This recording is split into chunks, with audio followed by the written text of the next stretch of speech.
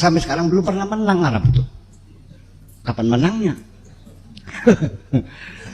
Dan negara Israel itu, ini negara ajaib. Ini seperti sudah ada payung pertahanan. Tidak mungkin ada pesawat luar bisa masuk Israel. Nggak mungkin. Karena itu mereka sudah ada payungnya. Tidak akan mungkin ada pesawat siapapun bisa masuk.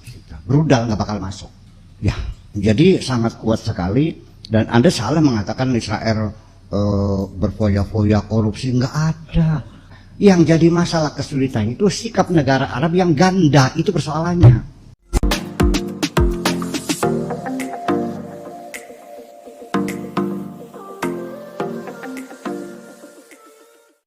Palestina itu sampai sekarang menjadi persoalan. Lalu di mana yang kalah? Dalam perangnya Israel melawan Arab 21 negara melawan satu negara. Sampai sekarang belum pernah menang Arab itu. Kapan menangnya? Dan negara Israel itu, ini negara ajaib. Ini seperti sudah ada payung pertahanan. Tidak mungkin ada pesawat luar bisa masuk Israel. Nggak mungkin. Karena itu mereka sudah ada payungnya. Tidak akan mungkin ada pesawat siapapun bisa masuk. Rudal nggak bakal masuk. Ya, jadi sangat kuat sekali. Dan Anda salah mengatakan Israel berfoya-foya korupsi. Nggak ada. Israel itu negara demokrasi sekali. Cuma sembarangan lagi. Iya. Tapi nantinya sih inginnya dunia itu ya sudah.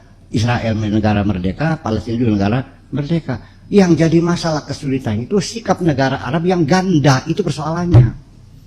Sebab kalau berdiri negara Palestina, yang saya yakin kalau Palestina berdiri, ini negara yang paling demokrasi di Timur Tengah. Begitu ada negara Arab yang demokrasi memberi ancaman kepada negara-negara Arab yang tidak demokrasi.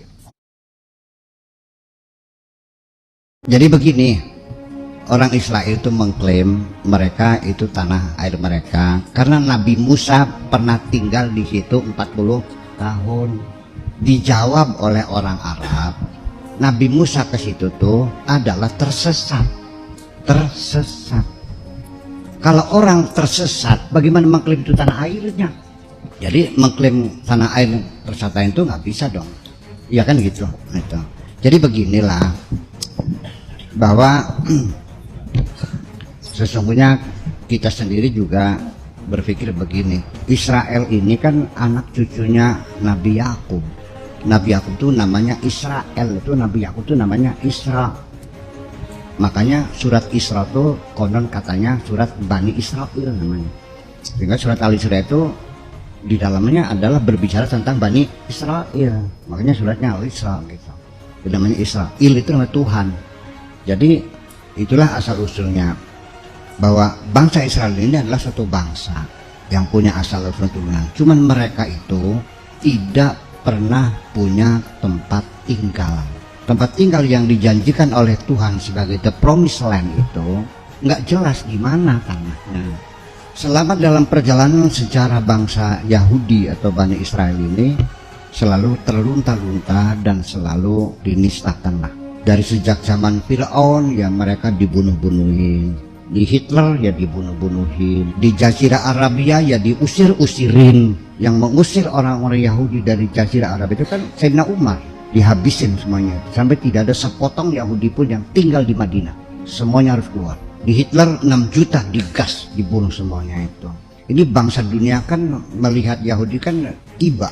Jadi berdirinya negara Israel sekarang ini itu apakah ada kaitannya dengan Yahudi, apakah dengan Bani Israel, ataukah itu ideologi baru yang disebut Zionisme? Nah, Zionisme itu muncul pikiran dari seorang wartawan Yahudi namanya Herzl. Dia bercita-cita ingin mendirikan Zion.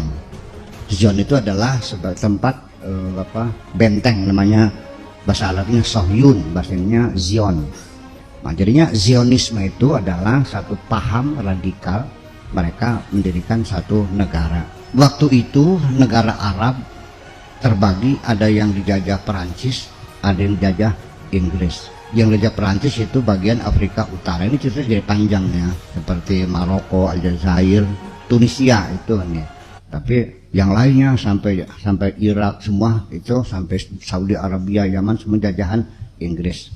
Nah, Hertz itu akhirnya menemui seorang menteri luar negeri Inggris, namanya Balfour namanya.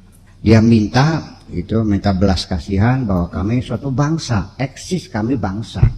Kami tidak sama dengan Armenia, kami tidak sama dengan Kurdi, kami tidak sama dengan Arab, kami tidak sama dengan Egypt, kami kami Yahudi. Kami ingin mendirikan negara.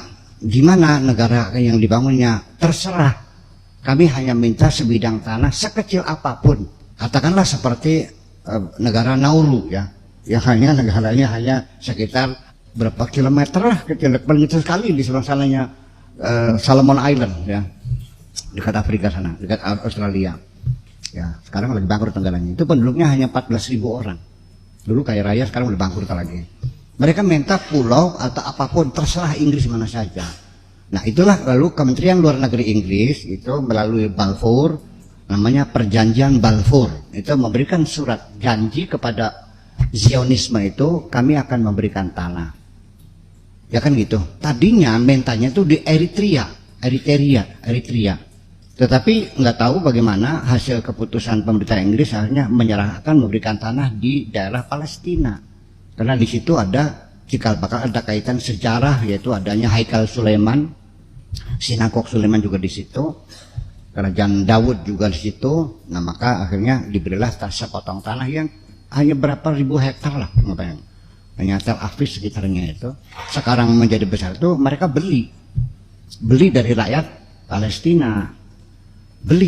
Saya mengerti beli, tapi kan ada tekanan politik karena waktu itu kan masih dijajah oleh Inggris. Kayak kita zaman dulu kan dibeli kan tanah kan, tapi kan dibeli sebenang-benang kan, betul nggak? Gitu. Oke, beli sampai sekarang menjadi Palestina. Nah, begitu dapat ini mulailah bergerak mereka mencari dana, karena orang Yahudi itu dari orang-orang kaya di Amerika di mana-mana. Nah, makanya seorang pencari dana itu namanya Golda Meir itu seorang perempuan Yahudi, dia yang mencari dana sampai cukup dana dan berdirilah negara Israel. Maka dialah Perdana Menteri yang pertama kali namanya Golda Meir. Oke?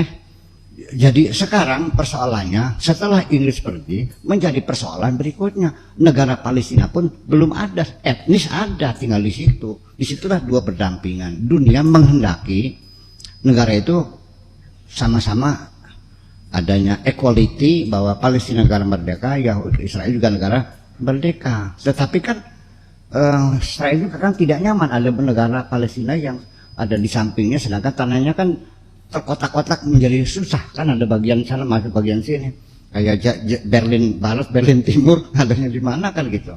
Sebetulnya resolusi PBB itu sudah ratusan, lebih dari 290 resolusi PBB mengatur berdirinya negara Palestina itu, sampai sekarang menjadi persoalan. Lalu gimana yang kalah? Dalam perangnya Israel melawan Arab 21 negara, melawan satu negara. Sampai sekarang belum pernah menang Arab itu. Kapan menangnya? Dan negara Israel itu, ini negara ajaib. Ini seperti sudah ada payung pertahanan. Tidak mungkin ada pesawat luar bisa masuk Israel. Nggak mungkin. Karena itu mereka sudah ada payungnya. Tidak akan mungkin ada pesawat siapapun bisa masuk. Rudal nggak bakal masuk. Ya, jadi sangat kuat sekali. Dan Anda salah mengatakan Israel berfoya-foya korupsi. Nggak ada. Israel itu negara demokrasi sekali. Gimana sembarangan lagi? Iya, salah paham. Jadi levelnya berbeda. Jadi sekarang mah orang Palestina pengennya Israel dibubarin, berdiri Palestina. Yang nggak bisa dong, ini de facto di sini negara sudah, Israel sudah mendapat pengakuan PBB, Palestina pun sebagai pengakuan sebagai hak otonomi sementara. Nah, perundingan ini masih terus macet, belum pernah selesai. Tapi nantinya sih inginnya dunia itu ya sudah, Israel negara merdeka, Palestina juga negara merdeka. Yang jadi masalah kesulitan itu sikap negara Arab yang ganda, itu persoalannya. Sebab kalau berdiri negara Palestina, yang saya yakin kalau Palestina berdiri, ini negara yang paling demokrasi di Timur Tengah.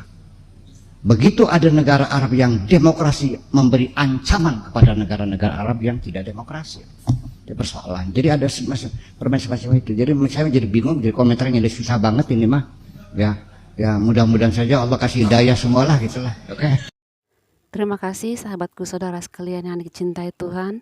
Kita telah mendengarkan salah satu penjelasan dari Pak Kiai atau Ustadz atau pemuka agama Muslim. Beliau juga mengetahui hal yang terjadi pada Israel saat ini. Saya rasa orang yang banyak membaca tentunya mengetahui hal demikian juga. Itulah keajaiban dan sungguh mujizat yang luar biasa yang dinyatakan bagi tanah Israel hingga detik sampai saat ini. Kita percaya bahwa di tanah Israel ada tanah pilihan Tuhan, tanah kesayangan Tuhan yang tidak akan pernah lenyap oleh karena musuh-musuh di sekitarnya. Tuhan Yesus memberkati kita selalu dan shalom.